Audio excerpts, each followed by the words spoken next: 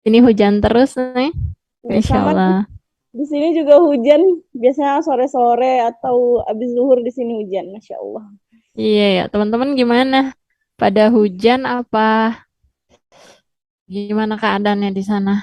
Banyak ini ya, banjir Iya, katanya.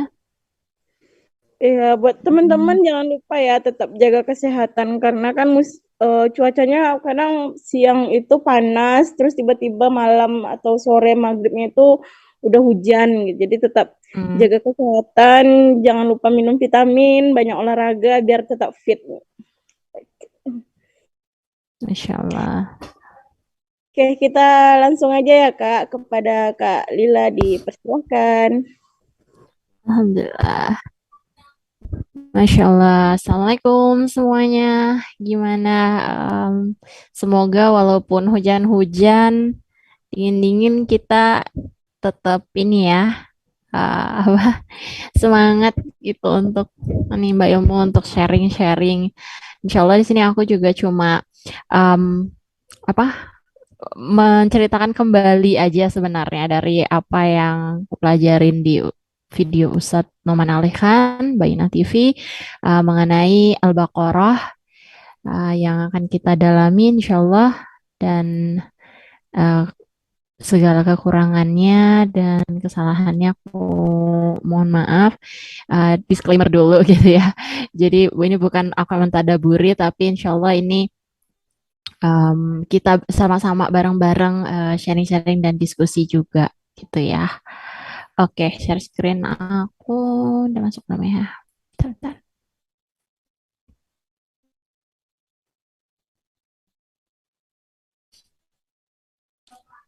Oke, alhamdulillah.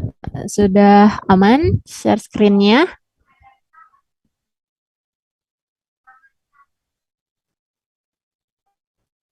Aku nggak kedengeran soalnya.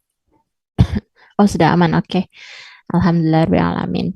Masya Allah ya teman-teman, kita udah sampai Al-Baqarah ayat 30-an. Jadi di sini kalau kita tinjau balik ya sedikit dari yang 2 minggu lalu, itu kita ngomongin tentang banyak hal mengenai penciptaan bumi gitu. Apa aja sebenarnya tujuan kita berada di bumi ini, terus cerita mengenai Nabi Adam, lalu apa aja yang sebenarnya itu menjadi pembeda antara Islam dengan agama-agama lainnya, khususnya di segi penciptaan uh, bumi dan penciptaan manusia itu ternyata, Masya Allah gitu ya. Sebentar. Ternyata tuh benar-benar berbeda banget mindset dan bisa point of view-nya ngelihat bagaimana Allah itu saking sayangnya dan saking memuliakan manusia sehingga seperti yang kita tahu ya, sampai malaikat aja diminta untuk bersujud saat Nabi Adam diciptakan. Oke, kita lanjut aja ya. Karena kemarin itu sebenarnya ayat 31, tapi ini ngomongin tentang aspek lainnya dari ayat 30 sampai 34. Sambil kita lanjutkan. Oke, Bismillah. Jadi ada dua hal ini yang nanti kita akan bahas, yaitu asal muasal dari pengetahuan itu sendiri atau pembelajaran. Ternyata ini erat kaitannya dengan cerita penciptaan manusia ya di muka bumi. Lalu bagaimana manusia itu sebenarnya punya beautiful mind atau akal yang ini menjadi pembeda signifikan antara manusia dengan ciptaan Allah lainnya. Oke, kita masuk ke ayat 30 dulu ya. Di ayat 30 ini dijelaskan bahwa Allah mengatakan kepada malaikat bahwa aku akan menempatkan manusia di bumi. Nah, terus ada counter nih dari malaikat. Beneran ya Allah, akan engkau akan menempatkan ciptaan makhluk yang akan membuat kerusakan karena kan mereka ngelihat dulu sebelum manusia ini nih uh, apa namanya para jin itu sebenarnya menguasai muka bumi tapi mereka akhirnya tuh wah chaos gitu ya berantakan lah rusak buminya terus mereka melihat manusia ini kan kayak ada unsur-unsur ya dari unsur ciptaannya tuh kayak mirip-mirip gitu dengan para jin. Mereka kayak merasa seriusan nih mau naruh mau nempatin manusia di muka bumi ini mereka kan bakalan melakukan kerusakan gitu. Nah, lalu Allah merespon, sebenarnya aku mengetahui apa yang engkau tidak ketahui. Nah, yang bisa kita highlight di sini kata-kata nusabbihu, nusabbih. Ya, nusabbih bihamdi rabbika wastaghfir itu kan ada apa namanya? Kata-kata di sini ya, nusabih. Nah, kalau aku bisa lihat ini di tengah yang baris ketiga. Nah, nusabih itu artinya apa namanya? Glorify atau maksudnya itu kayak gini, tasbih. Tasbih itu akar katanya sama dengan nusabih ini.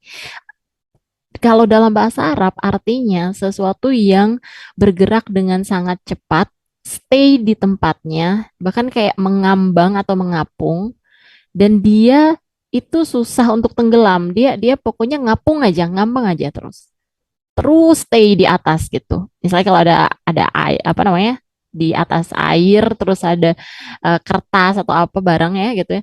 Di atas dia ngapung aja gitu, ngambang di air. Nah, itu nusabih sebutannya.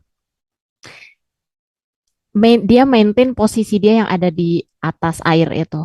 Nah, maksudnya adalah sesuatu kalau kita bertasbih kepada Allah, artinya kita tuh lagi maintain iman kita untuk terus di atas ini.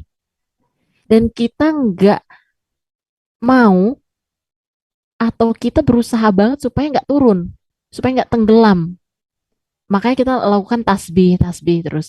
Dan ini juga menunjukkan bahwa Allah itu posisinya di atas terus. Selalu maintain posisi Allah itu selalu di atas.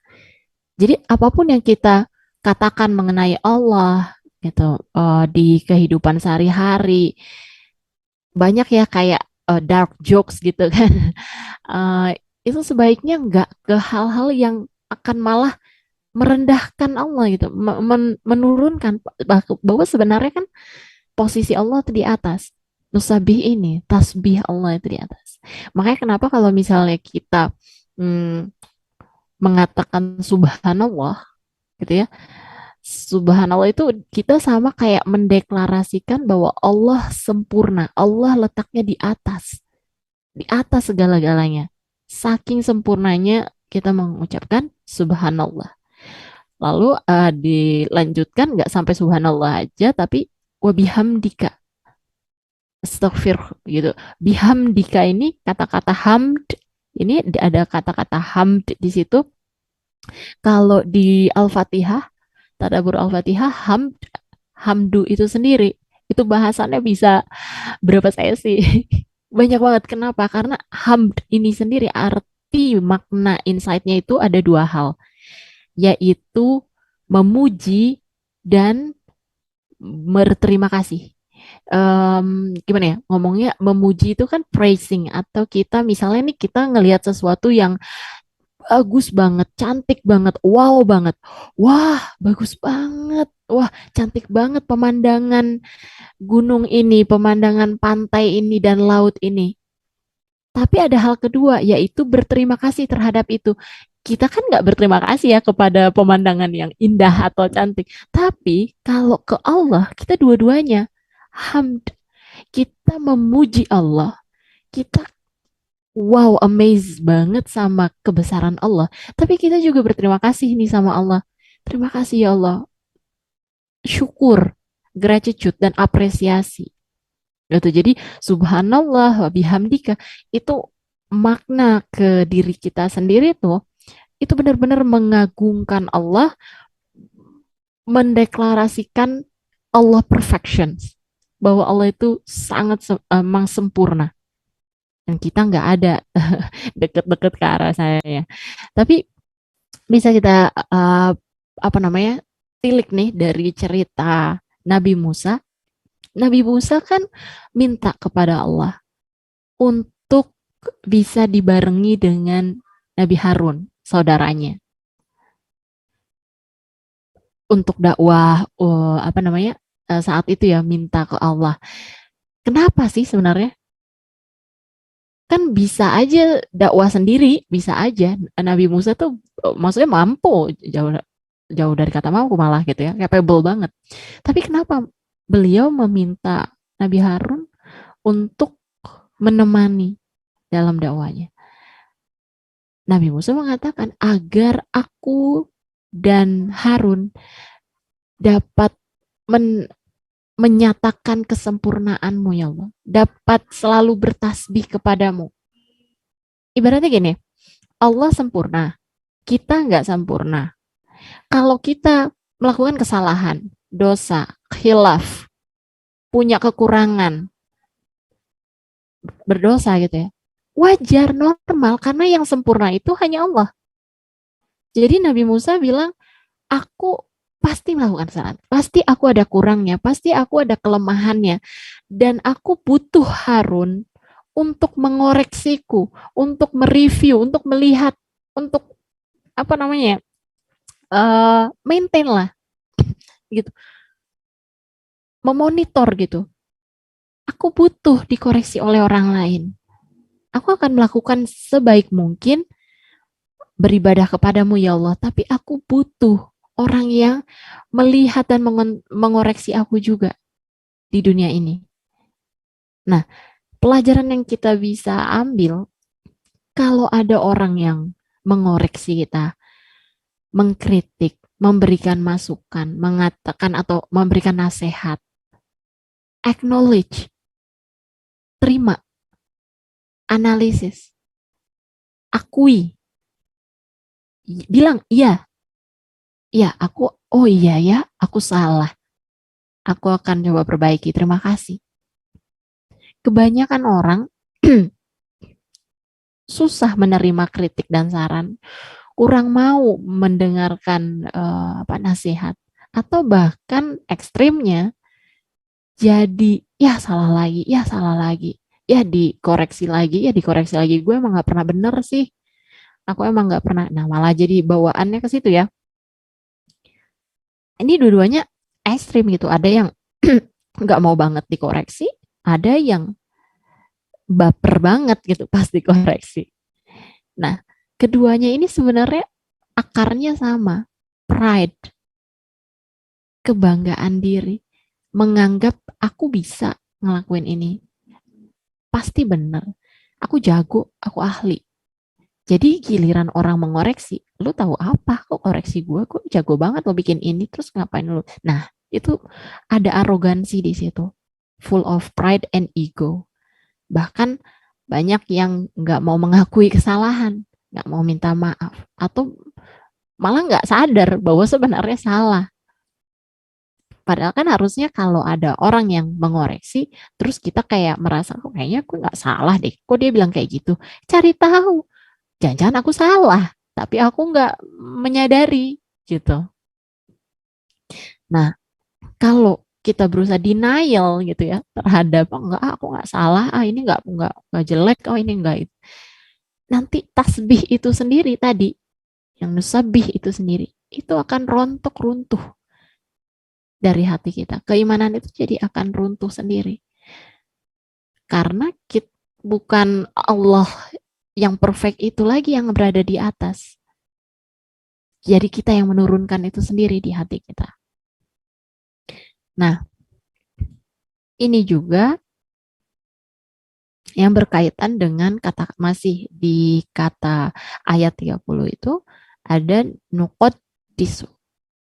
Nuqaddis, kudus. Kudus ya kalau Kristen kan ada Roh Kudus, maksudnya Roh Suci gitu ya. Itu maksudnya artinya adalah suci, penyucian atau sanctify, peninggian derajat lah, dianggap suci. Nah, kata-kata di ayat ini nuqaddisu laka, Harusnya kalau dalam bahasa Arab yang normal ya gitu, nukot disula, nggak perlu pakai laka. Kalau la itu artinya kami mendeklarasikan kesucianmu. Kami kami mengakui kesucianmu. Itu artinya kalau nukot disula. Tapi ini di sini nukot disulaka, artinya kami menyatakan bahwa engkau suci. Bedanya gimana nih? Kalau kesucianmu artinya, oke, kamu suci. Orang lain juga bisa suci. Yang lain juga bisa suci. Karena kita kan mengakui kesuciannya gitu, bukan subjeknya. Tapi kalau kami menyatakan bahwa engkaulah maha suci, engkau yang satu-satunya, nggak ada lagi yang lain. Berarti gini deh, kayak kayak kita bilang, iya deh, aku mengakui kepintaranmu. Berarti kepintaran itu orang lain juga bisa. Tapi kalau aku mengakui kamu orang yang paling pintar, berarti kan cuma dia doang yang paling pintar. Orang lain nggak ada. Jadi gitu ya, kalau di ayat Al-Quran tuh Masya Allah, perbedaan satu huruf ini aja um, maknanya bisa berbeda banget. Oke. Nah, ini juga masuk ke tadi kan kita mengakui bahwa Allah maha sempurna. Allah sangat sempurna. Berarti kontrasnya dari sempurna atau antonimnya itu kan ketidaksempurnaan, perfection, imperfection. Allah selalu sempurna, sedangkan kita selalu harus dikoreksi, harus diberikan advice, saran. Jadi kalau bilang bahwa kita melakukan kesalahan, oh iya, tentu saja aku punya kekurangan, kelemahan, karena satu-satunya yang sempurna adalah Allah. Kita punya kelemahan di akal kita yang tidak sempurna ini, sehingga kalau kita nggak ngerti sesuatu, kita nggak paham, kita salah melakukan sesuatu, mengatakan sesuatu, kita belajar, kita akui dulu, oh iya ya salah ya, oh iya kurang. Kita belajar, terus kita tanya, cari tahu, cari ilmu, pertanyakan. Kita harus punya gitu curiosity, rasa keingintahuan, mencoba menggali. Tapi ada satu hal yang penting dalam mencari ilmu atau melakukan apapun, yaitu attitude atau sikap. Karena ini yang membedakan kita dengan musuh kita iblis. Kenapa? Sikapnya salah, padahal apa yang terjadi kepada kita dengan iblis ataupun Nabi Adam sama. Sama-sama melakukan kesalahan. Iblis melakukan kesalahan, Nabi Adam melakukan kesalahan, tapi sikapnya, attitude-nya beda. Yang satu sombong, yang satu merendahkan diri minta maaf. Nadanya nggak menyalahkan, nggak kritis yang kayak apa sih julid gitu ya, nggak yang sensi atau apa tuh nyala-nyalain. Kalau iblis kan nyalahin, ini kan gara-gara engkau ya Allah yang membuat aku menjadi jatuh, membuat aku jadi melakukan kesalahan, ini kan gara engkau. Nah itu tone-nya, attitude-nya. Tapi kalau Nabi Adam dan insya Allah kita, tone-nya ini kita jaga. Oh iya ya, aku emang nggak sempurna. Karena hanya Allah yang sempurna. Jadi um, ibaratnya gini juga nih, misalnya kalau teman-teman pernah dengar cerita Al-Kahfi. Di salah satu cerita di surah Al-Kahfi itu kan ada 4 cerita tuh. Nah di salah satunya ini saat Nabi Zulkarnain dan uh, Nabi Musa ya kalau nggak salah waktu itu berjalan ya berjalan di jalan berjalan ya ya sedang dalam perjalanan lah, mereka menemui uh, ada dua orang tua. Lalu lalu dikatakanlah gitu ya bahwa orang tua itu membunuh anak laki-lakinya itu ya masih kecil, remaja mungkin ya, tapi nah Nabi Musa kan kaget, kenapa engkau membunuh anakmu sendiri? Terus Nabi Zulkarnain mengatakan pada Nabi Musa, nanti engkau akan mengetahui kenapanya. Sekarang terima saja dulu, diam saja dulu. Kalau kita nih, ya kan langsung kayak emosi gitu. Kok dibunuh anaknya sama orang tuanya ini? Tapi kelihatannya orang tuanya ini beriman, soleh, baik. Kok tega banget sih ngebunuh? Atau bahkan kita malah kayak kayak misalnya ya, eh, itu kan dikatakan oleh Nabi Zulkarnain ya emang seharusnya terjadi seperti itu, malah baiknya dibunuh, memang baiknya dibunuh. Loh, Allah menyuruh, maksudnya ibaratnya Allah mengizinkan pembunuhan itu. Terus kan kayak jadi bertanya-tanya, Tuhan macam apa yang mengizinkan pembunuhan anak ini? Tuhan macam apa yang mengizinkan terjadi hal-hal buruk di dunia, atau misalnya apapun yang masalah-masalah yang terjadi di kita, apa kesedihan kita lah gitu ya, musibah yang terjadi di negara kita misalnya, kok Allah maksudnya Allah kok ngebiarin sih, kok Allah gini, kok Allah gitu. Itu attitude yang mempertanyakan, benar mempertanyakan, tidak kayak nggak percaya gitu, tapi tone-nya, nadanya sinis gitu. Kalau scholars atau orang yang berilmu yang memang dia punya rasa keingintahuan, dia akan bilang, aku aku nggak ngerti sih kenapa harus dibunuh anak itu. Tapi aku percaya ini qada Allah. Coba aku cari tahu deh kenapa. Kok bisa gitu ya? Kenapa ya? Nah, jadi kan tone-nya beda. Orang yang mau cari tahu dengan orang yang nggak terima gitu ibaratnya. Orang yang kayak ibarat apa ya? Jadi sok tahu kan harusnya kayak gini, etisnya begini, secara moral kan harusnya kayak gini.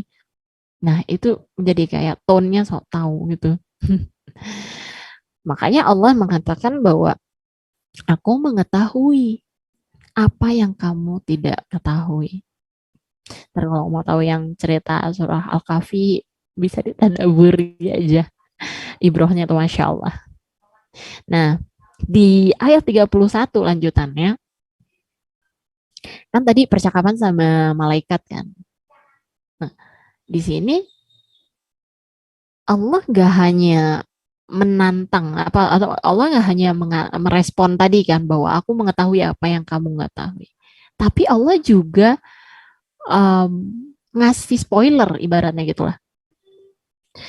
Kan kan ibaratnya gini, kalau kalau kita bilang ya ke orang, udahlah terima aja, gue lebih tahu daripada apa yang lu tahu sekarang, kan itu jadi kepo ya. Jadi apaan sih emang, apa sih yang aku nggak tahu tapi kamu tahu?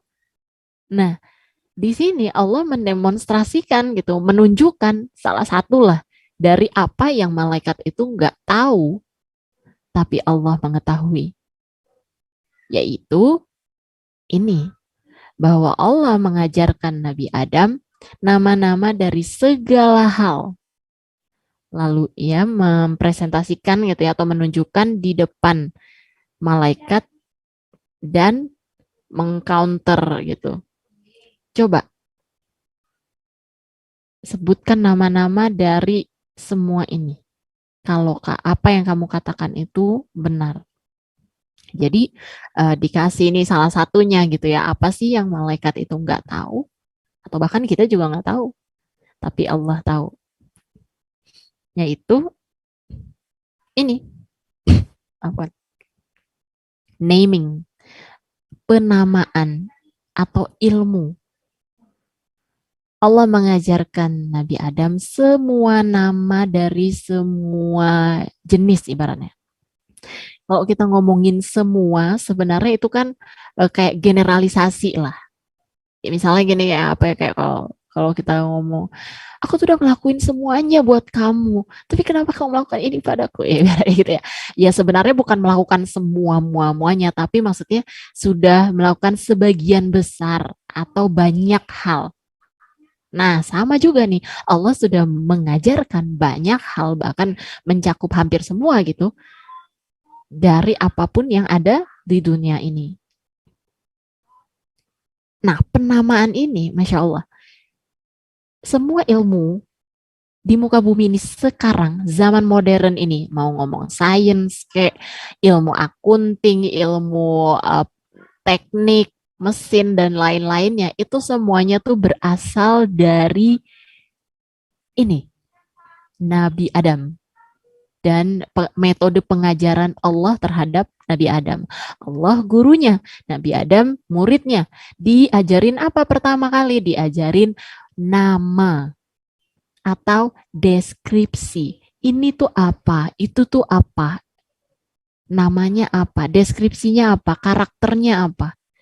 Mendefinisikannya tuh seperti apa? Semua hal itu dimulai dengan penamaan. Kita nggak akan tahu bahwa benda yang berputar dan mengeluarkan angin ini namanya kipas angin kalau nggak dikenalin dulu. Ini loh namanya kipas angin. Baru setelah itu kita mempelajari, oh kipas angin ini menggunakan metode energi mekanik dan lain-lainnya sekarang. Pengembangan ilmunya, tapi semuanya berasal dari apa? Penamaan. Ini namanya apa? Ini definisinya apa? Deskripsinya apa? Lalu deskripsi itu menjadi terminologi, term atau istilah yang itu nanti jadi bercabang, menjadi subspesialisasi ilmu-ilmu cabang-cabang ilmu di muka bumi ini, biologi, fisika, teknik, semua hal itu cabang sebenarnya cabang ilmu. Dari apa? Dari pertama, din, ilmu agama sebenarnya. Makanya banyak orang yang kayak bilang, aku nggak mau belajar fisika, aku mau belajarnya agama aja. Kan itu yang bisa masukin aku ke surga. Ilmu fisika nggak bisa masukin aku ke surga. Nggak gitu konsepnya. Semua ilmu di dunia ini itu akarnya, awalnya, dan sebenarnya induknya adalah dari Allah semua. Jadi mau kita belajar biologi, mau kita belajar fisika atau apapun, itu sebenarnya ya belajar agama gitu. Cuma udah menjadi cabang aja gitu, cabang ke bawah, turunan ke bawah. Inilah yang akhirnya menjadi tolak ukur dari pendidikan. Over generations, makin banyak definisi terhadap banyak hal, banyak benda. Muncullah yang namanya handphone, muncullah namanya komputer, muncul nama-namanya dulu, dikenalin dulu namanya ini. Baru fungsinya, deskripsinya, definisinya. Akar ilmu itu semua adalah dari pengajaran Allah terhadap Nabi Adam. Bahkan penggunaan pulpen kita sekarang aja atau stylus atau apapun deh alat belajar ya. Itu kan dari penanya Allah yang menuliskan di Lauh Mahfuz. Jadi ya bisa dibilang Allah yang menginspirasikan semua hal. Makanya juga sebenarnya hak cipta copyright itu nggak ada. Semuanya kan milik Allah. Justru kita harusnya seneng kalau apa yang kita buat itu dijiplak orang, dipakai orang. Oh berarti ini dakwah. Justru kita jadi wasilah untuk lebih menyebar lagi. Banyak orang tuh yang kayak rada, ini kan tulisan aku, buku yang aku buat, aku ciptakan karanganku. Terus pas ada orang yang mengutip atau apa, marah. Oh nggak ngasih komersial, maksudnya nggak ngasih royalti. Padahal akarnya dari siapa, semua ilmunya dari siapa? Dari Allah. Kalau brand barulah itu berbeda. Tapi hal lain. Tapi maksudnya gitu. Jadi sebenarnya belajar agama itu extend-nya atau perluasannya adalah mempelajari apa yang ada di muka bumi ini, mau biologi, mau teknik, all fields, semua bidang. Itu sebenarnya sama aja dengan kita mempelajari agama. Oke.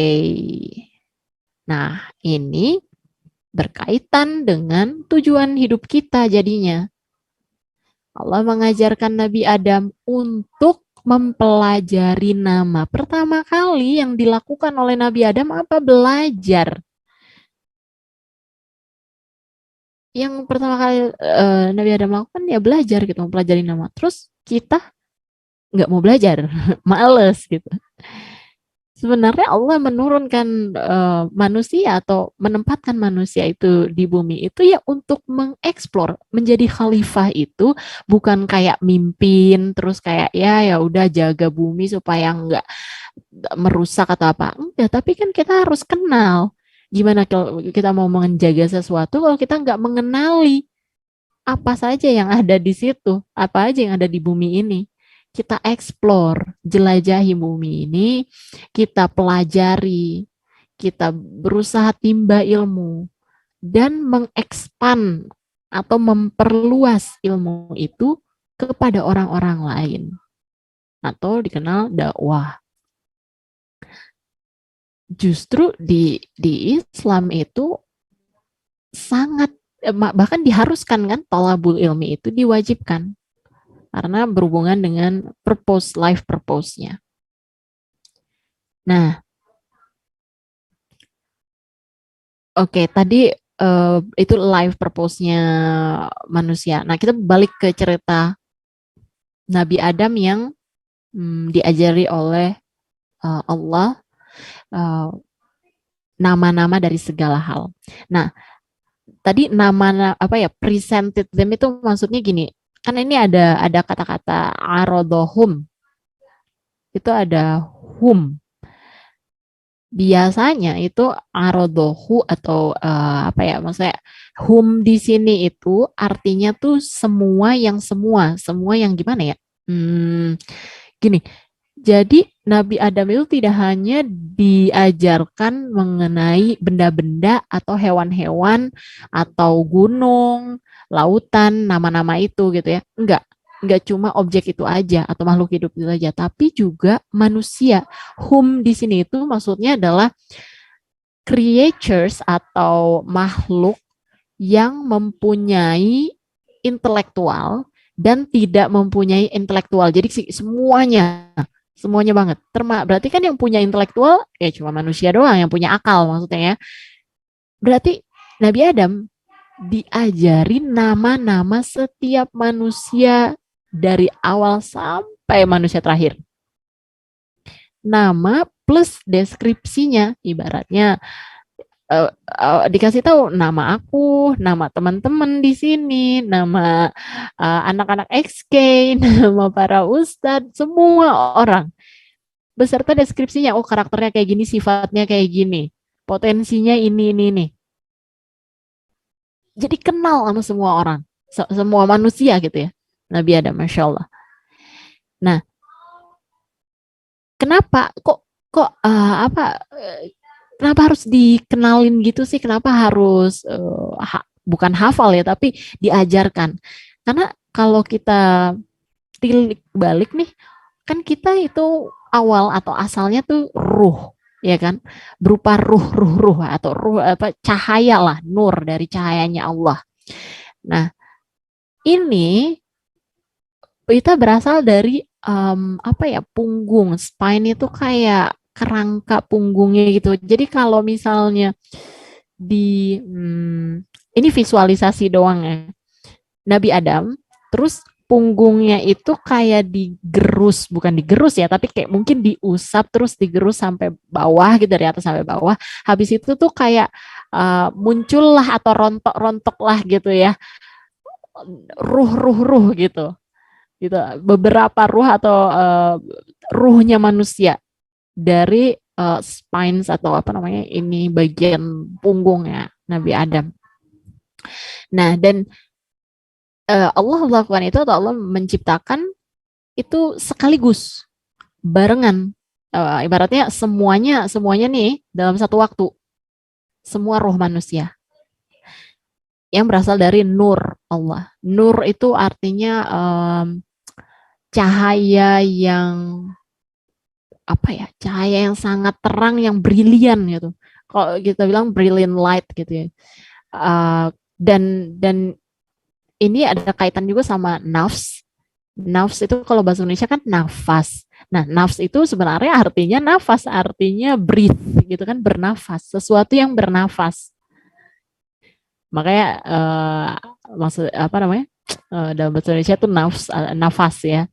Nafs nafsu gitu ya, itu sama tuh, hawa nafsu. Nah, menariknya pernah apa namanya? Ada cerita bahwa Nabi Adam saat digerus lah, maksudnya wow, proses pembuatan penciptaan lah, ruh-ruhnya manusia itu semua.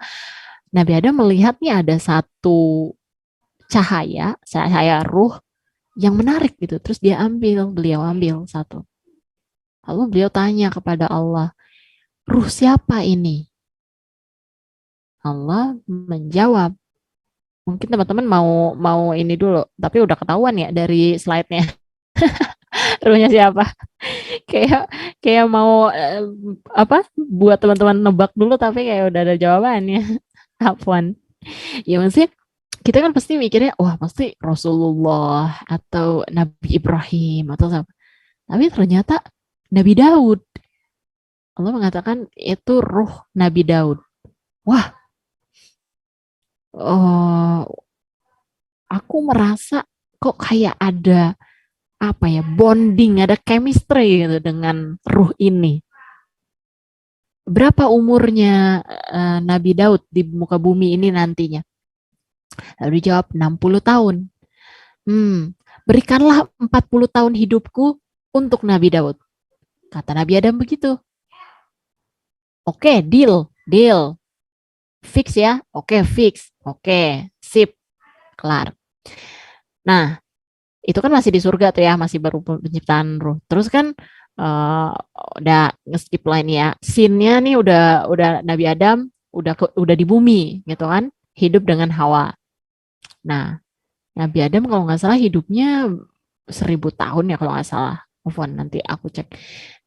Nah, tiba-tiba Nabi Adam dikunjungi oleh malaikat maut. Malaikat maut mengatakan, wahai Nabi Adam, ini sudah waktu ajalmu. Nabi Adam yang kaget. Loh, bukannya aku masih ada 40 tahun lagi hidup? Terus malaikat mautnya bilang, kan waktu itu kamu memberikan kepada Nabi Daud 40 tahun hidupmu. Ah, masa sih aku nggak ingat? Nah, ini nature atau alami banget. Nabi Adam aja lupa bahwa dia udah pernah memberikan 40 tahun hidupnya kepada Nabi Daud. Ya apalagi kita. Jadi wajar kalau kita tuh pelupa, terus kita dulu pernah ngasih apa gitu ya ke orang, terus kita lupa. Pas main ke rumahnya, lo kok ini kayak familiar ya, kayak punya gue. Lah kan lu yang ngasih ke gue dulu. Jadi kita kadang suka lupa dan kadang-kadang kita juga apa mau mau stay di bukan stay di dunia tapi kayak berada di zona nyaman lah. Seperti Nabi Adam yang merasa loh kan harusnya masih ada nih waktuku. Oh, dulu aku ngasih ke Nabi Daud ya gitu. Lupa beliau gitu. Ini wajar banget. Sempat ada kayak argumen lah terhadap apa antara Nabi Adam dengan malaikat maut ini kan gitu kayak agak nggak terima tapi kan ya namanya sudah aja terima juga Nabi Adam akhirnya dan Nabi Daud yang tadinya 60 tahun umurnya menjadi 100 tahun. Nah itu mah trivia doang aja ya. Lanjutin cerita yang tadi di ayat 31 itu kan Allah udah mengajarkan Nabi Adam terus ibaratnya gini scene-nya nih gitu ya bayangkan scene-nya itu ruh semua ada di depan para malaikat itu, di depan Nabi Adam juga. Itu semuanya menyaksikan tuh ruh-ruh itu semua, ruh semua manusia ini. Wow, banyak kan. Dilihat oleh para malaikat. Ini para malaikatnya juga kayak yang level-level tinggi. Wah, yang di arsy Allah itu kan level-level tinggi. Terus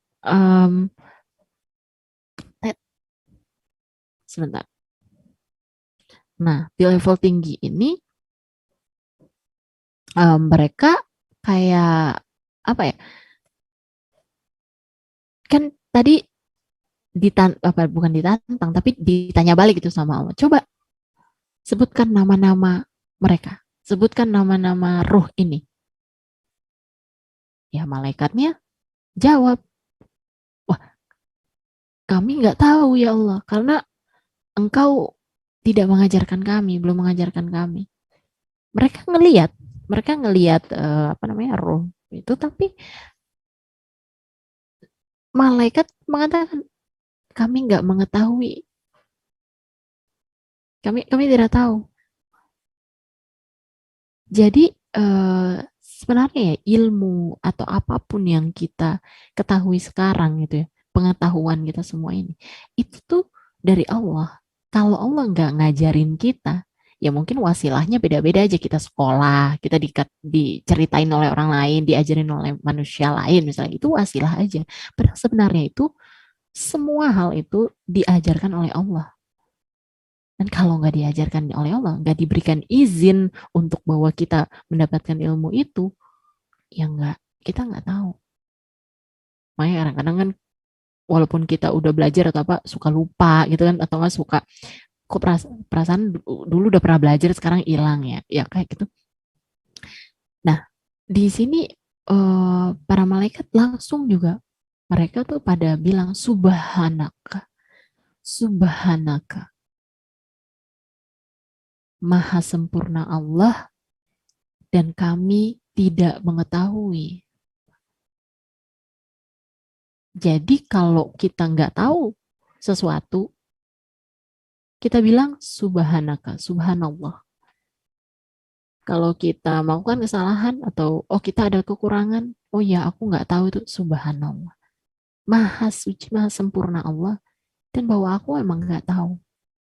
Para malaikat loh mengatakan itu, kami nggak tahu.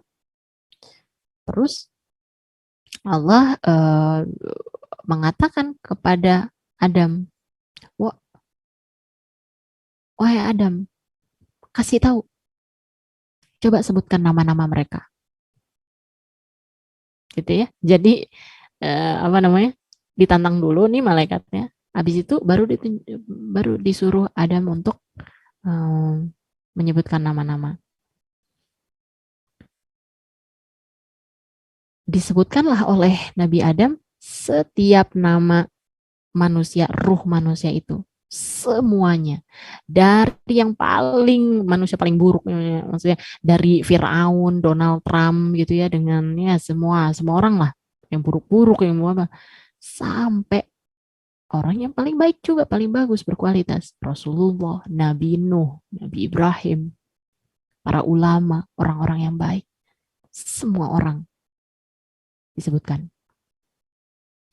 Waktu disebut Firaun, malaikat bilang, nah, tuh kan, bener kan? Apa yang kami bilang, bahwa nanti manusia akan berbuat kerusakan. Ini contohnya nih Firaun. Jadi kayak concern mereka tuh terkonfirmasi gitu kan. Kan pas itu kan mereka, malaikat pada bilang kan, seriusan nih mau nempatin manusia yang akan berbuat kerusakan di bumi, yang akan mau saling membunuh. Nah ini nih, Firaun nih disebut tuh, di-spill tuh sama Nabi Adam. Tapi terus waktu Nabi Adam menyebut Rasulullah, Nabi Ibrahim, dan orang-orang beriman lainnya, malaikat ngomong, bentar dulu, tunggu dulu. Kita nggak sepenuhnya benar sih. Ternyata manusia punya potensi ya. Wah, yang namanya Muhammad ini punya potensi. Wah banget ya. Hebat banget ya. Atau ada orang-orang beriman gini, mereka punya skill dan potensi untuk beribadah pada Allah ya. Wah, jadi Allah mengatakan akhirnya kan, aku mengetahui, sungguh aku mengetahui apa yang kamu nggak ketahui dan apa yang tersembunyi. Ibaratnya malaikat ini nggak ngeh bahwa ada kok manusia yang baik, yang bisa menjaga bumi, yang punya potensi untuk beribadah dan masuk surga. Mereka terlalu mengeneralisir bahwa semuanya buruk, semuanya busuk lah ibaratnya. Manusia ini akan bakal saling membunuh, bakal buruk semuanya, jahat semua.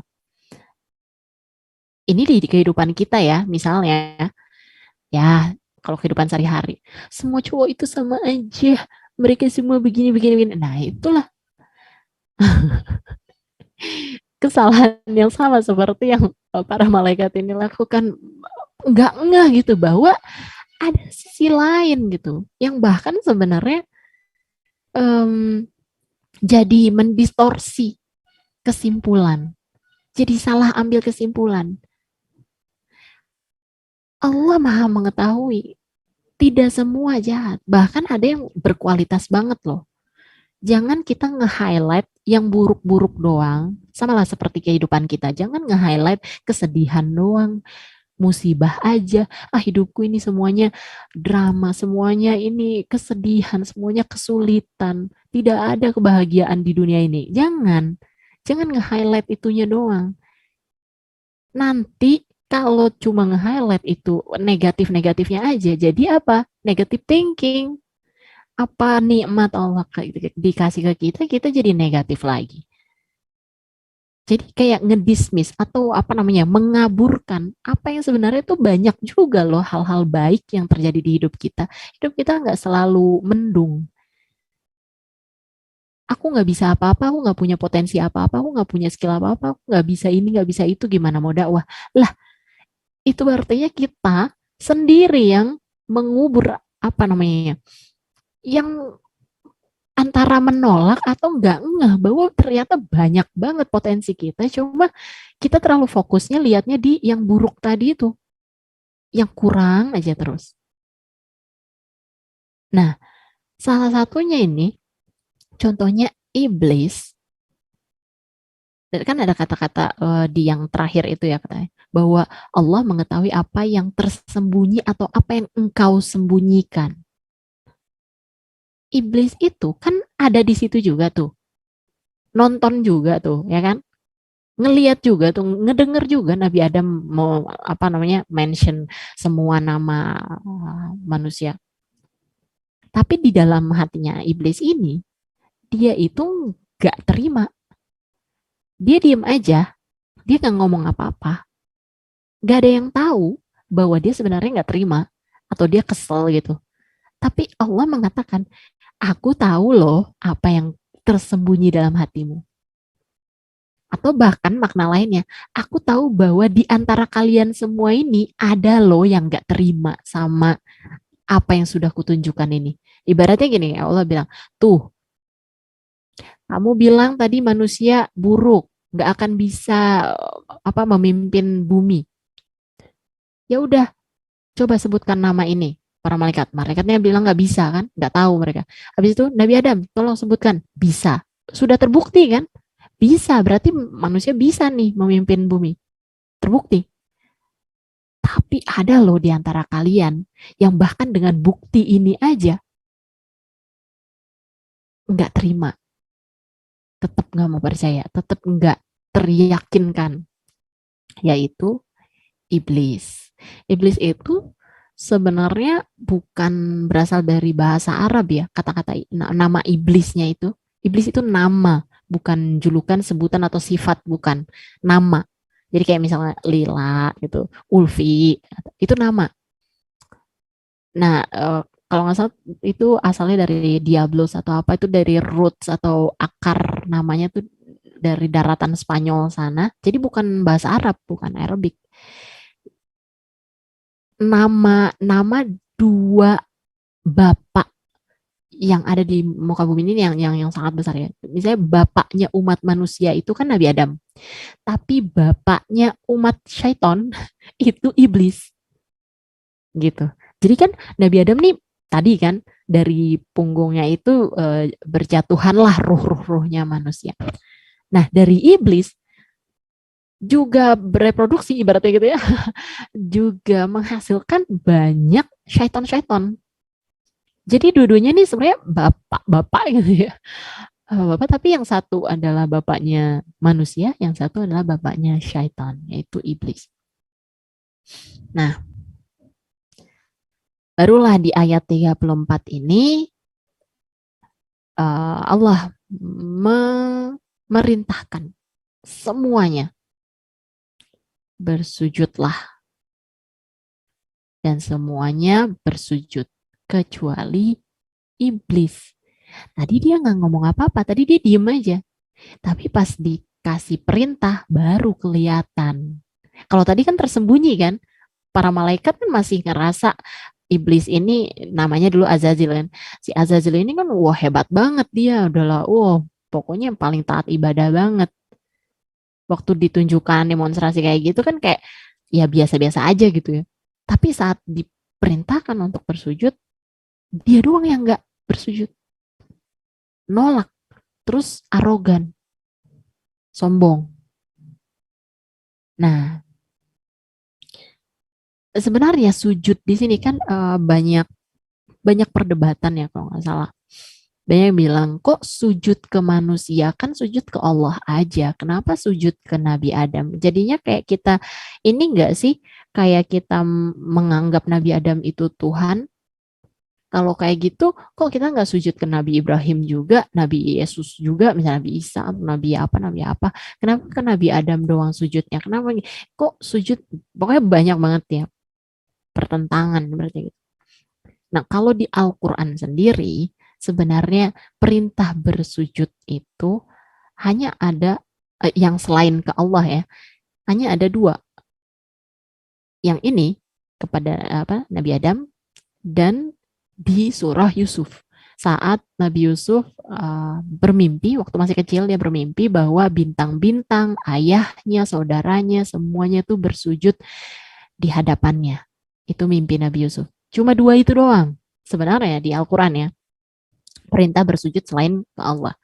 Tapi nih, yang menariknya, kalau kita lihat di kata Arabnya itu ya, li adama fasajadu. Ini kan fasajadu sujud. Li adama. Li adam. Ini maksudnya tuh li di sini artinya tuh ke, bukan sujud pada Adam, bukan sujud ke Adam atau sujud untuk sujud apa ya? Sujud ke Adam lah ibarat gitu. Bukan. Tapi li di sini artinya karena Adam.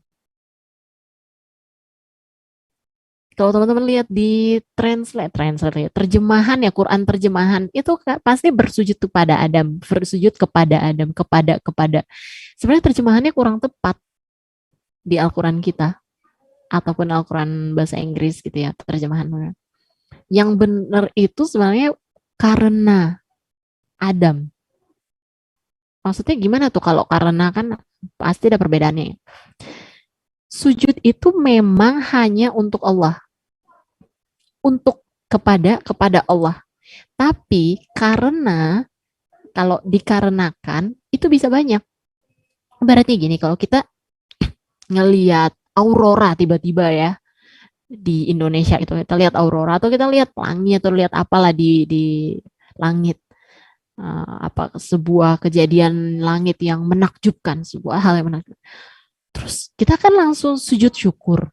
Kita bersujud. Bersujudnya kan bukan ke auroranya, bukan ke hal yang tadi menakjubkan itu, tapi karena ada hal yang menakjubkan itu, kita ingat bahwa oh ini ciptaannya Allah, kita sujud kepada Allah. Tapi apa yang melatar belakangi sujud kita itu karena ada hal yang mengagumkan ini, gitu. Ada hal yang terjadi ini yang menakjubkan.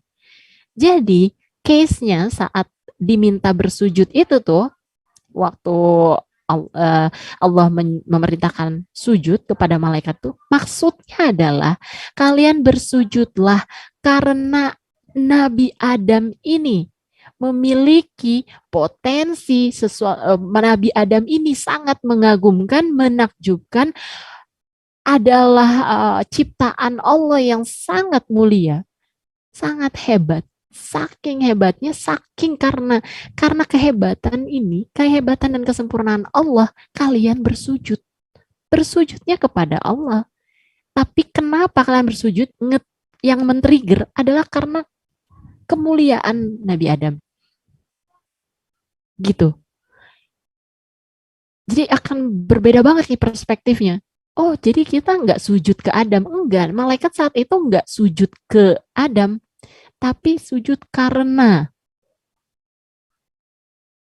Adam adalah ciptaan yang paling sempurna, uh, ciptaan Allah. Dan Allah sangat bangga sama Nabi Adam.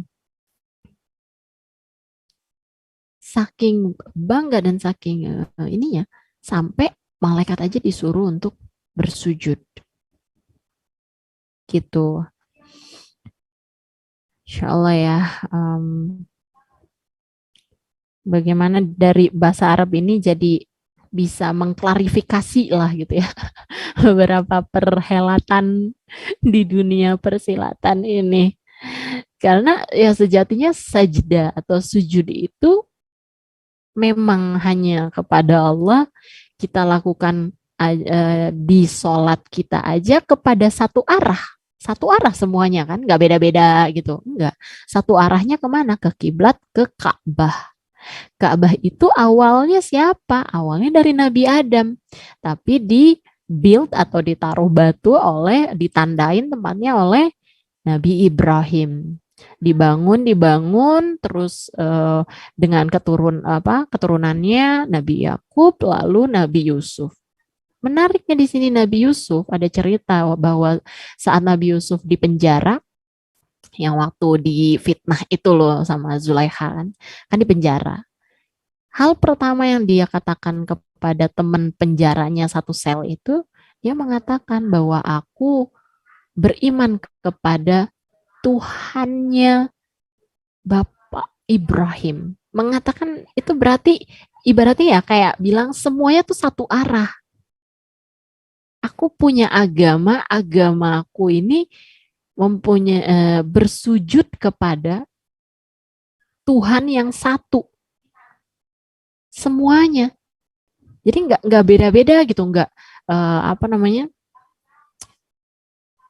ujung-ujungnya itu sujud itu hanya kepada Allah, hanya satu arah. Gitu. Nah itu juga apa namanya ya, sehingga Allah memuliakan ibaratnya ya. Kalau kita sujud syukur itu kan suatu hal yang kayak wow banget gitu, atau kita mensyukuri banget. Sama halnya juga dengan saat malaikat juga bersujud, itu juga vibes-nya kayak gitu. Karena mereka amazed banget juga terhadap apa yang Nabi Adam ataupun umat manusia ini miliki. Apa itu? Yaitu ini, beautiful mind, akal. Malaikat nggak punya akal. Ciptaan lain nggak punya akal. Hewan, tumbuhan, otak punya, tapi akal nggak punya. Inilah yang sangat menakjubkan itu, sampai malaikat disuruh bersujud, iblis disuruh bersujud. Karena Allah mengilhamkan akal kepada manusia. Dari awal, semua malaikat itu yang levelnya di atas, yang ibadahnya itu sampai ribuan tahunan, miliaran tahun kepada Allah ibadahnya, disuruh bersujud. Karena kita ini mempunyai akal. Allah sangat bangga terhadap ciptaan Allah Nabi Adam ini, dan karena itu engkau harus bersujud padaku. Ibaratnya gitu. Dan karena manusia mempunyai beautiful mind ini berarti bukan hal yang kecil atau remeh-temeh, ece-ece. Aku mah bukan siapa-siapa, cuma remah-remah Oreo. Mohon maaf, dulu di atas arsy apa namanya, di surga sana waktu kita jadi ruh, itu semua malaikat itu bersujud. Nggak mungkin kita tuh remeh-remeh, nggak mungkin banget. Kita bukan sesuatu yang nggak penting, nggak signifikan, nggak.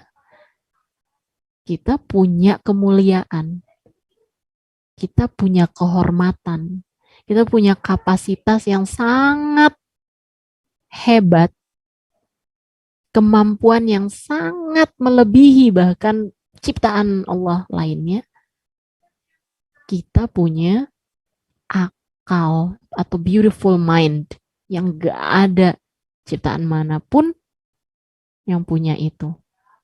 Dan karena itu, karena akal itu, kita punya kehormatan, kita dihormati gitu ya.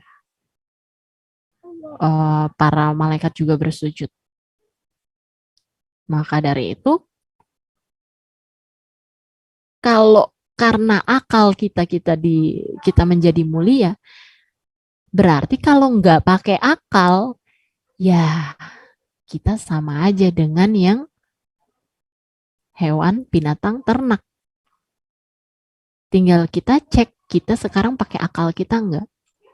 Atau kita gunakan akal atau apa namanya, otak yang sangat hebat ini untuk masukin apa, entertainment, scrolling lagi, episode selanjutnya apa ya, season selanjutnya, nonton video-video lucu, kucing guling-guling,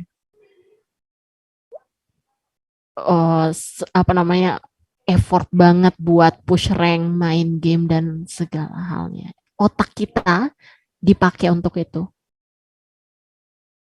Bukan artinya juga entertainment buruk ya, nggak apa-apa. Tapi kadang-kadang kita suka keslip, suka jadi berlebihan, overdosis. Segala hal yang overdosis kan buruk jadinya. Jadinya terlalu banyak hal yang tidak berguna, yang useless yang kita lakukan.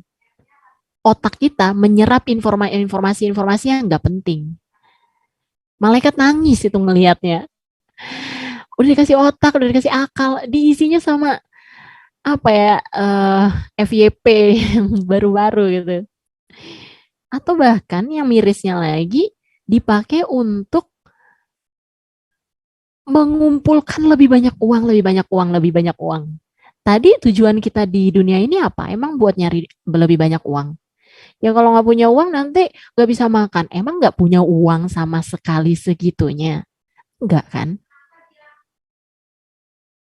Akan sangat rugi banget.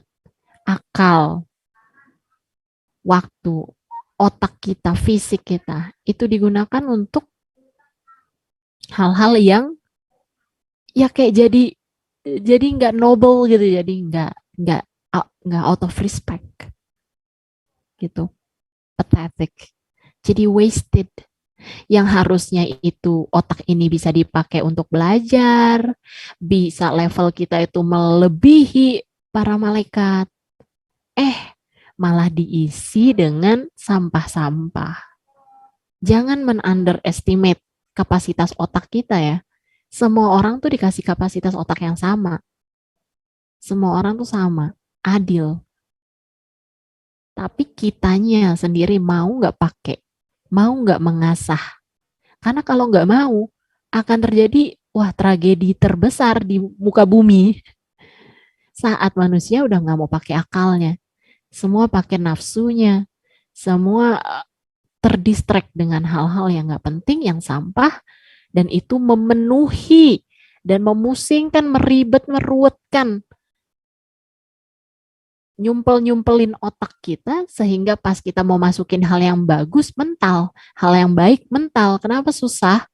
Kadang-kadang ya kenapa susah untuk menerima hal-hal yang baik, mau denger kajian kok kayaknya nggak inget-inget ya, susah banget itu. Jangan-jangan udah banyak sampah nih yang ngendon di dalam sini yang harus dibersihkan, diganti, replace dengan akal, apa namanya, dengan ilmu-ilmu Allah yang bahkan malaikat aja pada ngiri gitu. Justru Allah menempatkan kita di muka bumi ini supaya kita menjaga muka bumi ini, menjadikan ini jadi tempat yang lebih baik, membangun muka bumi ini berdakwah, menjadi khalifah, dan ujung-ujungnya mengkoneksikan semuanya kepada Allah supaya nanti pas pulang, pas ditanyain, aku memberikanmu akal, apa yang kau lakukan terhadap itu?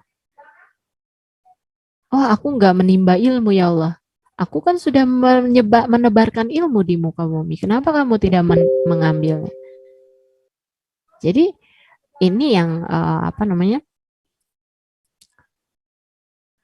Jadi take away kita ya, bahwa jangan meremehkan akal, jangan meremehkan otak, kapasitas kita itu wow banget loh.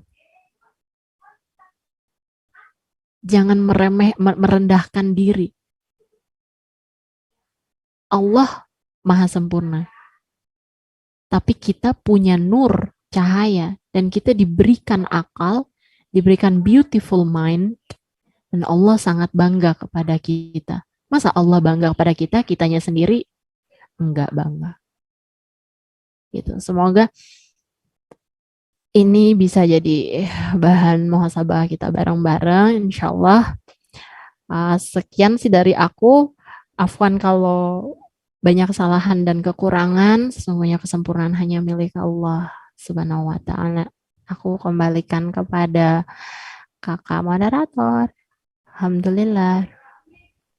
Alhamdulillah, Masya Allah ya, kalau setiap JWK itu selalu mind blowing banget, terutama buat diri aku pribadi. Masya Allah, banyak banyak banget pesan cinta yang Allah kasih ke kita, tapi kayak kita abaikan gitu, ya nggak sih Kak? Kayak Iya. kita, Allah tuh udah ngasih loh, ini loh pesan surat cinta aku tuh buat hamba-hamba aku gitu.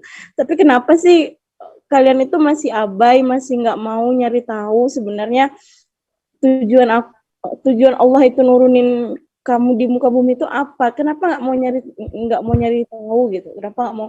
Itu kayak nampar diri sendiri sih sebenarnya ya, Masya Allah, luar biasa banget.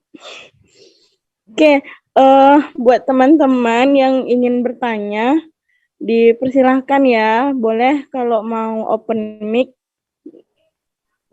dengan sangat-sangat dipersilahkan. Kalau enggak, boleh diketik di kolom komentar. Insya Allah. Tamparan buat aku juga sih, astagfirullah. Betul banget kayak apa namanya tuh, kayak selama ini tuh kan di sini ya rata-rata kan banyak K-popers gitu kan, kayak kita tuh mencari kebahagiaan melalui idol kita, padahal Allah itu udah ngasih kita itu kebahagiaan yang lebih-lebih dari cuma sekedar idol gitu. Tapi kenapa ya, kayak kita tuh abai, kayak kita tuh nggak apa ya, nggak nerima kebahagiaan yang betul-betul real banget dari Allah gitu. Luar biasa. Itu kayak gimana ya, kayak mengabaikan cinta yang sesungguhnya ya. Insya Allah. Gak Oke. apa-apa. Progress in progress. Sambil muhasabah. Itu tadi kan. Ya kalau kita benar terus mah tuh kita sempurna tuh. Nggak mungkin kan. Jadi insya Allah ya memang itu sih ibrahnya, bahwa kita akan bakal terus menerus kurang, lemah gitu kan. Khilaf.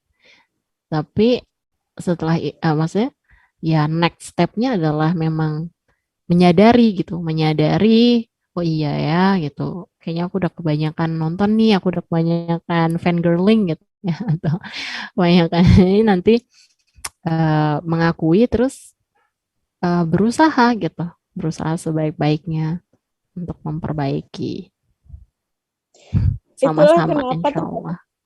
Insya Allah. Itulah kenapa terkadang kita itu perlu merasa bodoh ya, kayak supaya kita tuh mau lebih bersemangat lagi Hmm. untuk mencari ilmu. Kalau kita udah ngerasa pintar, udah ngerasa cukup, jadi kayak ada orang yang ngasih ilmu, ngapain, kan aku udah tahu nih gitu. Aku udah lebih Iya, tahu, iya. aku udah lebih bisa kok gitu. Nih ada Insya teman-teman Allah. yang bertanya nggak nih? Ayo dipersilahkan.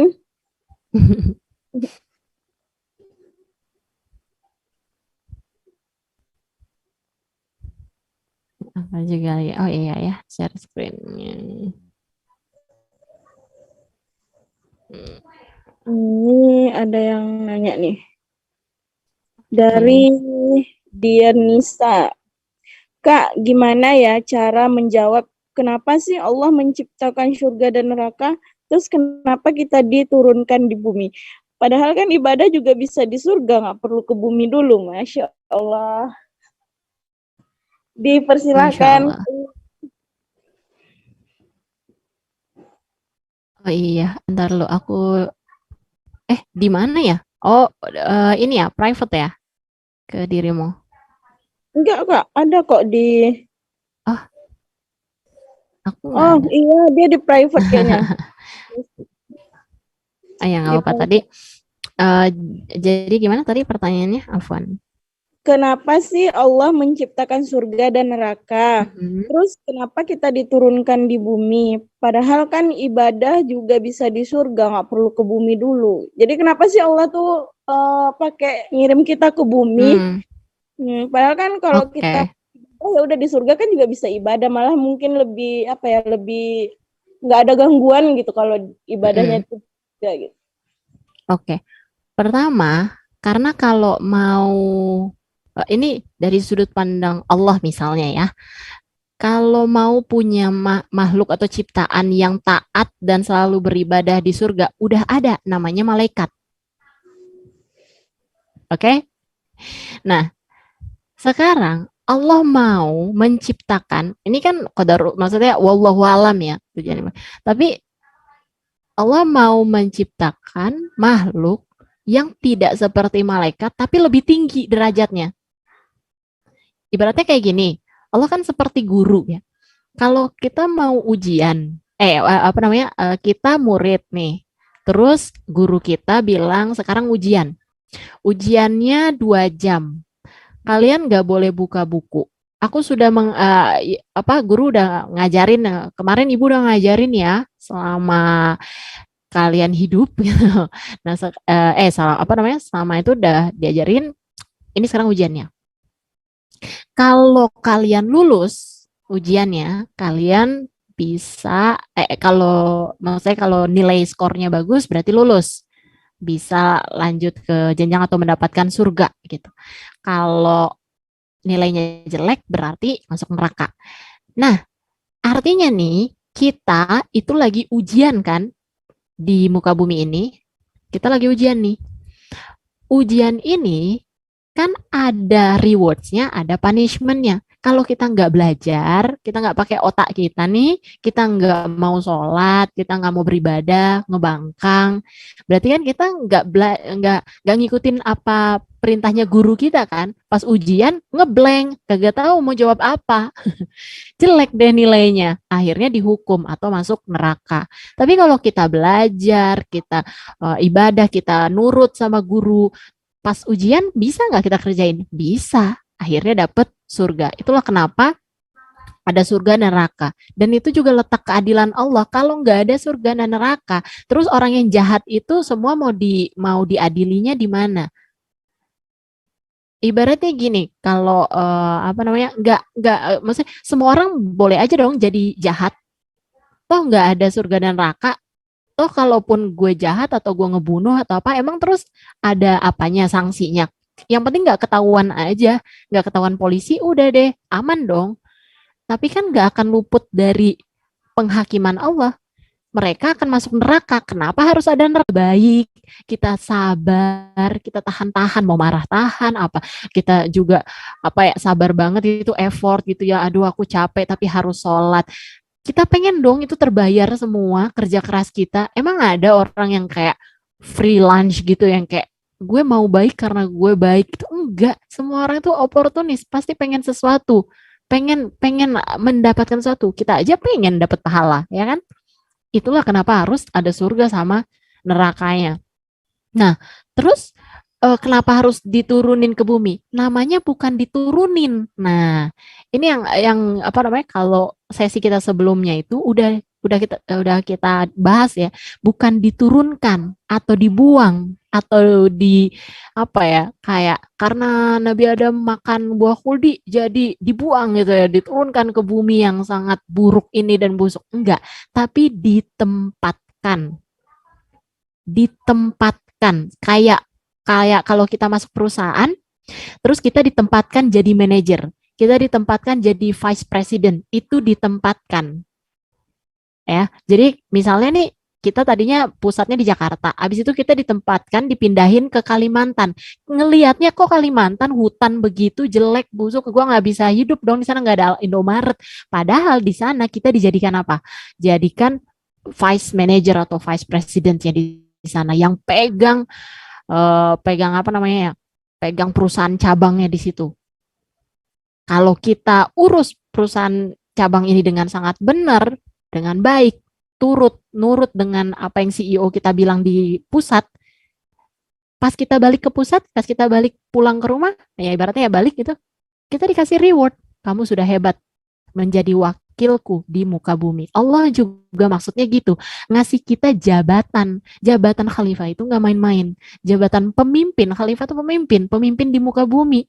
Teman-teman di sini tuh nggak main-main loh. Teman-teman di sini tuh semuanya adalah pemimpin di muka bumi yang ditempatkan. Ibaratnya kita nih lagi mengelola perusahaan cabang yang sangat besar, namanya bumi, namanya keluarga, namanya rumah tangga, namanya adalah kehidupan kita dengan teman-teman kita, dengan orang tua kita. Itu kehidupan yang harus kita pimpin. Jadi kita bukan diturunkan, tapi ditempatkan, dikasih tanggung jawab, dikasih ujian, supaya kalau kita bisa lewatin ujian, balik lagi ke tadi, kita bisa pulang ke rumah, dapetin surga. Balik lagi kenapa? Karena Allah mau menciptakan makhluk yang levelnya bahkan lebih tinggi daripada makhluk yang selalu beribadah di surga. Coba kita levelnya lebih tinggi daripada malaikat yang ibadahnya ribuan tahun di surga tanpa ada membangkang sama sekali. Mau percaya atau nggak percaya, tapi itu kenyataannya. Kita yang macam kayak gini, iya. Yang selalu bikin dosa ini, iya. Jadi level kasta kita itu lebih tinggi daripada malaikat yang selalu berbuat dosa ini. Kenapa kita bisa levelnya lebih tinggi? Karena saat kita berbuat dosa, kita bertaubat, beristighfar, dan kembali kepada Allah. Di mana kita bisa juga memilih untuk tidak bertaubat dan selalu membangkang seperti iblis. Karena kita punya pilihan itu. Kalau malaikat kayak robot, tetap aja lebih mahal manusia beneran daripada robot. Robot mau diduplikat sampai berapa kali pun juga nggak apa-apa. Tapi kalau manusia nggak bisa, unik satu, ya lebih berharga lah, lebih bernilai. Gitu. Tadi yang ujung-ujung terakhirnya apa ya? Aku agak lupa. Ya ujung-ujung akhirnya nggak perlu ibadah juga bisa di surga, nggak perlu ke bumi. Iya. Justru itu maksudnya, kalau ibadahnya di surga itu malaikat. Gitu. Jadi apa namanya? Ibaratnya gini lah, Steve Jobs membuat handphone, ya kan? Gadget smartphone untuk pertama kalinya. Sebelumnya dia udah bikin hal-hal yang lain nggak? Iya bikin iPod, bikin tablet, bikin komputer, bikin yang lain. Tapi yang paling booming, yang paling hebat, yang paling wow banget adalah saat Steve Jobs bikin smartphone. Kenapa? Karena smartphone ini gila banget, fiturnya banyak, gampang dipakainya, pakai tangan touchscreen doang. Kalau iPod cuma bisa dengerin musik doang, selesai. Sedangkan smartphone bisa dengerin musik, bisa fitur lain, bisa texting, bisa nelpon, bisa apa. Jadi kita bisa melakukan apa yang malaikat lakukan. Tapi malaikat nggak bisa lakukan apa yang kita lakukan. Jadi lebih jago siapa? Lebih hebat siapa? Manusia. Ya kan? Pencipta itu kan akan mau membuat sesuatu yang lebih baik lagi. Makanya Allah menciptakan manusia yang lebih baik daripada malaikat. Ibaratnya kayak malaikat tuh ya pembantu Allah aja, staff-staffnya aja. Tapi wakilnya Allah, ibaratnya kalau ada presiden, wakil presiden, terus ada staff-staff nih, staff DPR, staff menteri. Kita itu wakilnya loh. Wakil Allah. Allah di arsy-nya Allah. Kita di ibaratnya earth gitu ya. Kita di bumi. Sama-sama pemimpin, sama-sama pemimpin. Allah pemimpin semuanya. Kita pemimpin bumi. Tapi kita mau manut nggak sama aturannya Allah? Kalau mau manut, ngikut, sabar, nanti dikasih hadiah. Hadiahnya surga. Kalau nggak mau, ya neraka. Simpelnya gitu. Semoga menjawab ya tadi Kak siapa? Masya Allah, luar biasa ya. Jadi kayak Allah itu nurunin kita, Allah itu menempatkan kita di sini itu bukan tanpa alasan, teman-teman. Jadi kayak ada alasannya kenapa Allah ngasih kita harus tinggal di bumi. Oke. Dan Allah sayang banget sama kita. Allah pengen kita itu hidup bahagia selama-lamanya. Allah pengen kita itu masuk surga. Itu yang paling penting ya. Allah pengen kita balik ke rumah kita. Rumah kita itu di mana? Di surga. Allah pengen kita masuk surga. Apa buktinya? Kita dikasih Al-Quran, dikasih teman-teman yang soleh, dikasih kajian seperti ini, dikasih ulama, dikasih ustadz, dikasih Rasulullah, dikasih segala hal yang membuat kita bisa hijrah, ngaji, dan istiqomah di jalan Allah. Supaya apa? Supaya ketemu sama Allah dan masuk surga. Tapi ada orang yang udah mah dikasih segala fasilitas, udah mah dikasih nikmat, udah mah dikasih keluarga yang baik-baik ngaji, tapi dia sendiri ngebandel mau masuk neraka. Yo wes. Contohnya kan? Gitu. Jadi contohnya yang pada akhirnya nyalahin Allah. Ya Allah tuh enggak. Allah tuh baik banget, saking baiknya ya. Saking baiknya nih. Kita mau melakukan sesuatu yang baik, itu niatnya aja udah dihitung pahala. Pas kita ngelakuin, dihitung pahalanya lagi. Kalau itu membuat jadi kebaikan bagi orang itu, pahala lagi. Tapi kalau kita mau melakukan yang buruk, mau dosa, nih baru niat, itu nggak dihitung sama sekali. Pas kita udah ngelakuin, tapi terus kita bertobat, bisa dihapus.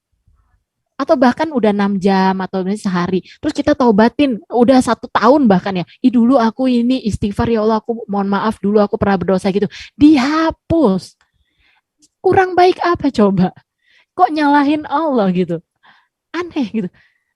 Kita udah ibaratnya sekarang dikasih makan, dikasih apa namanya ya, dikasih laptop. Banyak orang yang nggak punya laptop di Palestina, boro-boro bisa sekolah, bisa apa, pincang kakinya kena bom apa segala.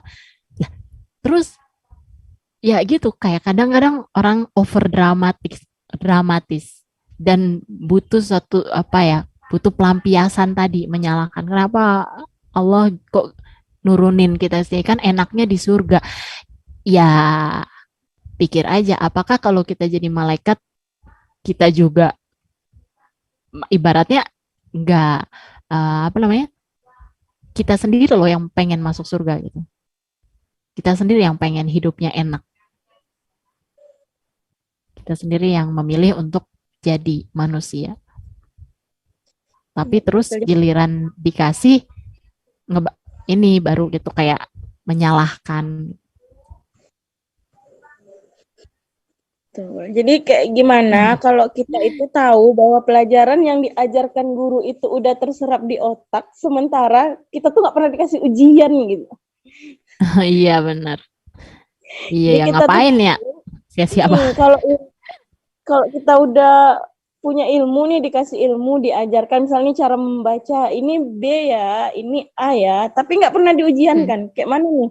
Gurunya nggak pernah nanya, oh bentuk huruf B-nya kayak mana ya, bentuk huruf A-nya kayak mana? Kayak mana kita bisa tahu ilmu kita itu udah naik tingkat atau belum gitu. Jadi iya benar. teman. Oke. Insya Allah. Oh, ini semoga ada pertanyaan lagi ya. Oh iya, makasih tadi Kak Dianisa. Ya, semoga terjawab ya Kak. Nih, lagi dari Kak Bitna. Kak, gimana kalau dalam kasus kita kerja dan banyak banget program kantor yang dijalankan. Program itu ada dananya misalnya. Tapi setelah selesai program itu ternyata uangnya nggak ada. Ada satu sisi kita mikir, ya udah nggak apa-apa, insya Allah Allah yang balas. Tapi ada satu sisi yang bilang, tapi kan aku sudah bekerja keras, harusnya ada rewardnya dong. Jadi kayak bertarung pikiran sama hatinya gitu. Nah, ini masuk ke konsep rezeki ini ya. Tapi ini programnya itu sebenarnya ada dananya itu maksudnya sebenarnya kita harusnya dibayar atau enggak? Nah, Harusnya iya, ada dana buat kita atau enggak tuh maksudnya tuh? iya betul nih. Ini maksudnya kayak Um, gimana ya, Pak? Gitu. Nah, atau sebenarnya emang enggak ada cuma ya dana buat si program doang gitu, bukan dana buat kita. Apa sih bukan apa ya, upah kali ya, upah buat kita atau gimana? Harus ada dananya untuk kita. Oh, harusnya ada. Berarti ada pihak yang menzolimi menggaji. nih ya. Wallahu alam, tapi maksudnya berarti kita nggak mendapatkan apa yang seharusnya kita dapatkan gitu ya. Kita Iya nggak betul. mendapatkan hak kita gitu. Ya intinya Ada itu. yang nilep ya, ada yang nilep. Oh, sebenarnya nggak apa-apa untuk ditanyakan. Afwan nih, kayaknya kemarin di laporan keuangan itu sepertinya ada dana untuk para admin atau para yang pekerjanya. Itu sudah turun apa belum ya? Itu ditanyakan boleh. Karena boleh sama kayak menagih hutang itu boleh, bahkan sebenarnya kita menyelamatkan dia dari kekhilafan dia atau kezoliman dia, misalnya dia kayak merasa nggak ada yang nanyain deh, nggak usah deh, ya udah gue pakai aja sendiri gitu kan. Itu kan dosa dia nanti, wah jariah sekali ya, itu sangat besar sekali itu pertanggungjawabannya di akhirat. Justru kalau kita nagih ke dia, kita nyelamatin dia dari dosa dia. Itu pertama. Tapi kalau udah ditanya atau bahkan sudah lumayanlah bereffort untuk mendapatkan hak itu tapi tidak bisa, berarti kan kesel ya. Iya, nggak apa-apa, emang wajar itu. Sudah bekerja keras harus ada rewardnya. Nah, yang konsep rezeki itu gini, rezeki itu kan ada kodo, ada kodar.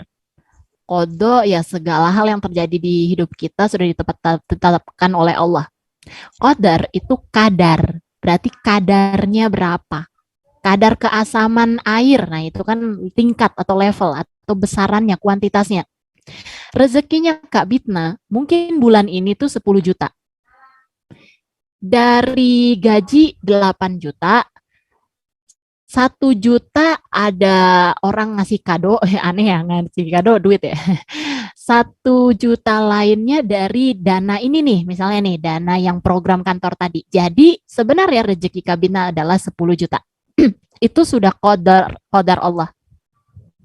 Tapi ternyata ditilep kan, tidak turun tuh dana 1 juta lagi ini. Nah, ini gimana dong hitung-hitungannya? Ternyata rezeki itu nggak hanya berupa uang, tapi kesehatan, keluarga yang baik, waktu luang, ketenangan hati, teman-teman yang solehah, ibaratnya, atau misalnya apa namanya, kita sakit, terus kita harus ke rumah sakit, bayar dong, ya kan, 1 juta.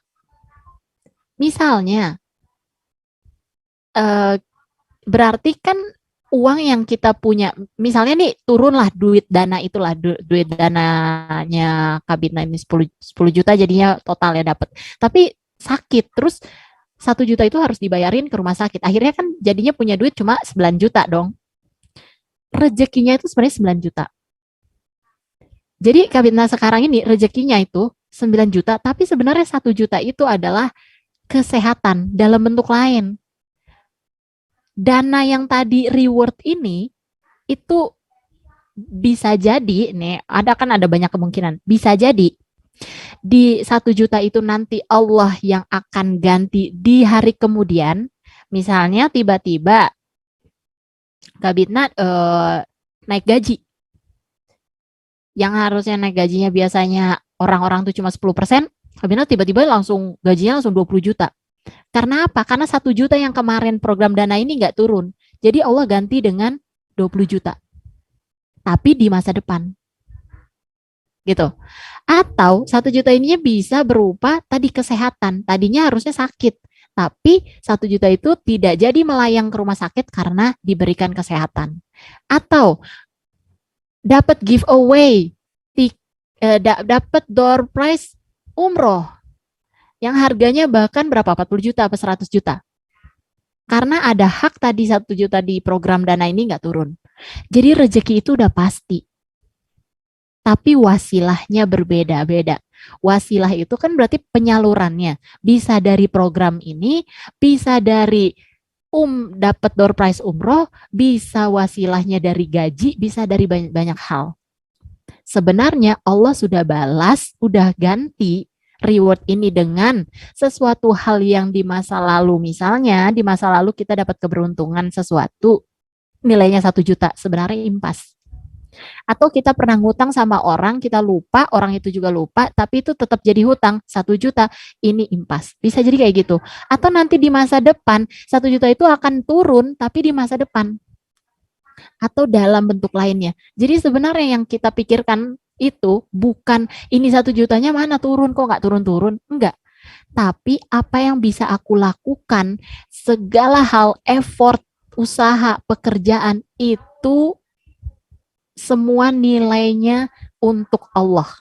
Supaya ini legal, rewards-nya diganti, maksudnya rewards-nya dari Allah dan pahala. Mau itu berupa uang, kesehatan, umroh, atau apapun, aku nggak peduli. Yang penting effort ini yang aku lakukan ini semuanya itu untuk Allah. Gimana Allah mau membalasnya, mau ngasih aku dalam bentuk apapun, itu pasti yang terbaik. Dan investasi sama Allah itu jauh berkali-kali lipat.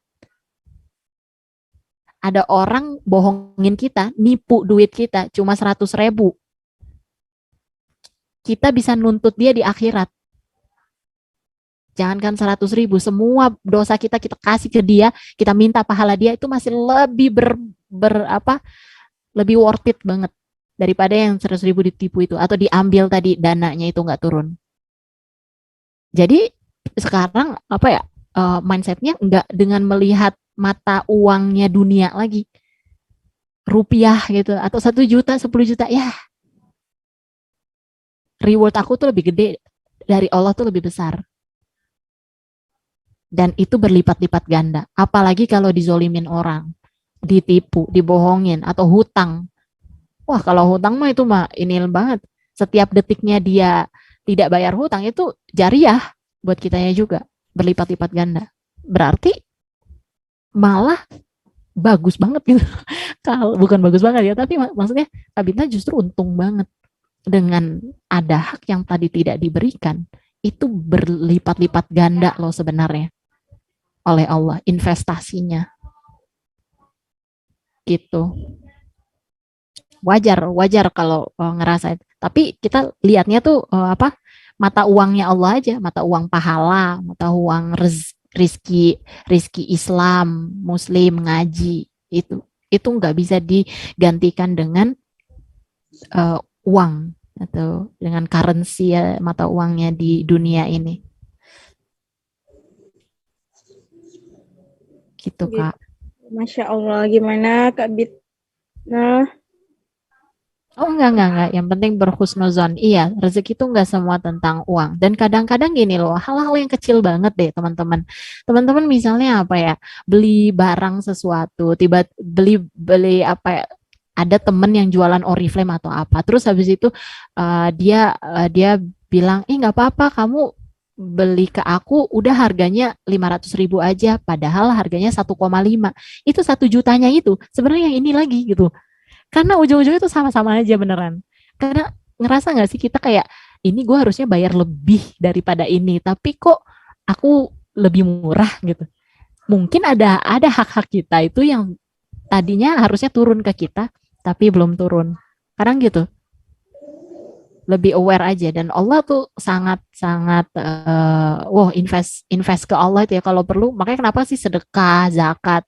Ini kan sama aja juga, ya bukan sedekah ke orang itu sih, tapi menginvestasikan. Oke, uang dana yang program tadi ya Allah, itu berarti engkau ada apa namanya, ibaratnya ada di engkau dan aku tahu ini akan berlipat ganda bahkan lebih besar gitu.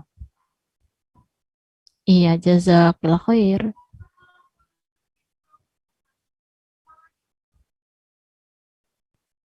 Oh iya, ini ya Kak oh Kak Eka Nur Hidayah. Tadi manusia punya nafs, salah satunya oportunis dan pamrih. Kalau melakukan sesuatu biar dapat kebaikan di dunia dan akhirat itu boleh, harus, bukan boleh tapi harus. Kebaikan di dunia harus dong lah.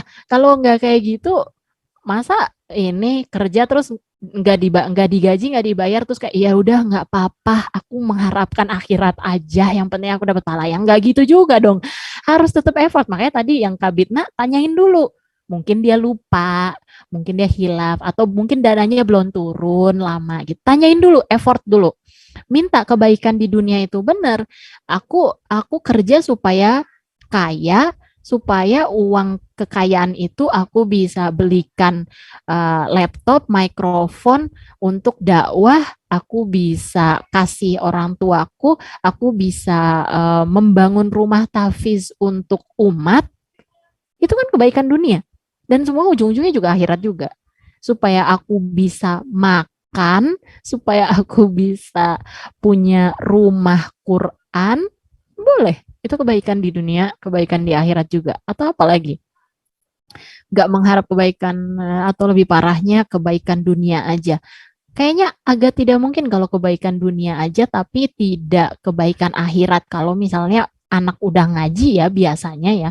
Kayak kadang-kadang kita yang melimit apa sih? Membatasi definisi dari kebaikan dunia, kebaikan akhirat gitu. Lah, ibarat gini, Allah tuh ngasih rezeki apa namanya makanan, uang itu kita kelola kita kelola sehingga itu bermanfaat buat orang lain, bermanfaat buat kita juga.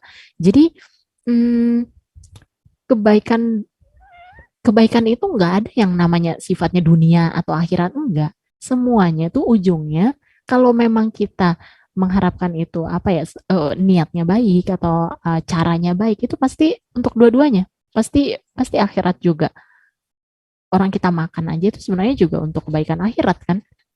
Kan kalau kita nggak kasih makan diri kita sendiri, ya artinya menzolimi ciptaan Allah. Orang ini badan bukan punya kita, apa namanya, dipinjamkan gitu. Kan kita harus ngasih makan yang baik, yang bergizi, yang sehat.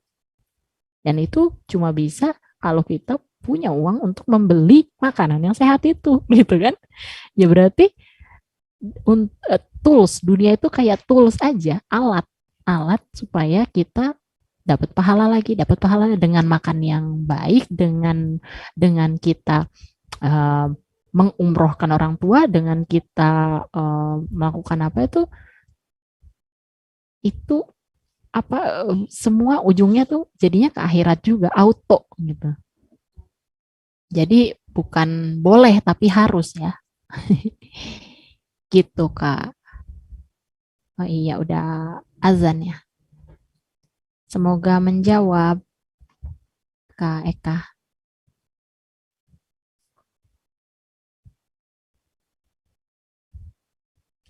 Enggak kedengaran Kak Ulfi. Iya. Oh iya. Oh iya kayaknya ya. Eh, iya kelempar mungkin. Iya,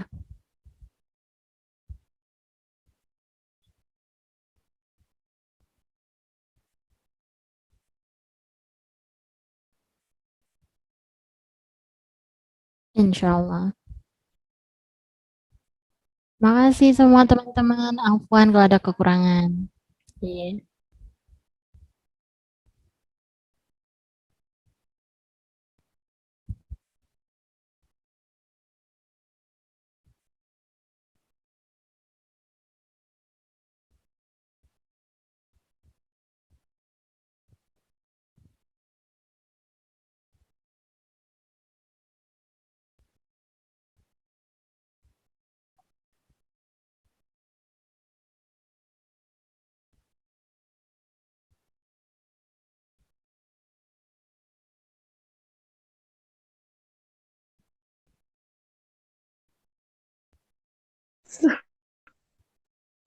Alhamdulillah. Makasih. Waalaikumsalam warahmatullahi wabarakatuh. Sampai ketemu lagi teman-teman. Jazakumullah khair.